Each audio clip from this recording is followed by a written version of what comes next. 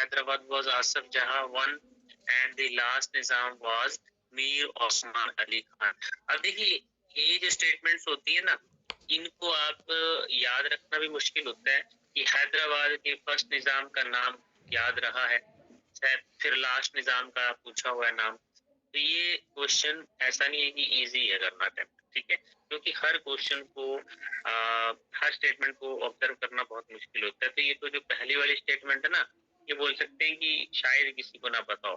दूसरा है the Simon commission arrived in India on 3 February 1928 and it was a group of 7 members of British parliament chaired by sir John Simon.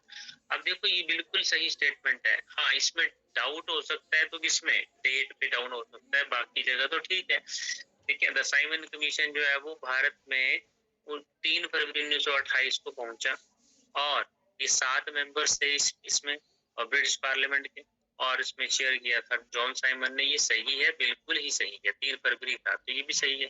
फिर Netaji Subhash Chandra Bose had established the women's regiment of the Indian national army in 1943 named Rani Jhansi regiment.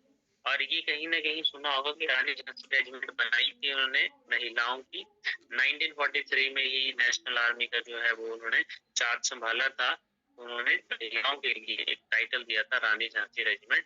ये भी सही है, ठीक है, तो तीनों ही सही है। अब पहले का तो देखो, पहले का तो मैं सच बोल दूं कि पहला जो है ना, वो तो चलो एक इन्फॉर्मेशन ये याद रख सकते हैं, वैसे याद रखने की जरूरत भी नहीं होती है कि ना याद रहते हैं ये, ठीक है, क्योंकि मुस्लिमों के बहुत सारे ऐसे नाम है मुस्लिम शासकों के, कितने की याद रख लेंगे आप, ठीक है, बहुत कम याद रहते हैं।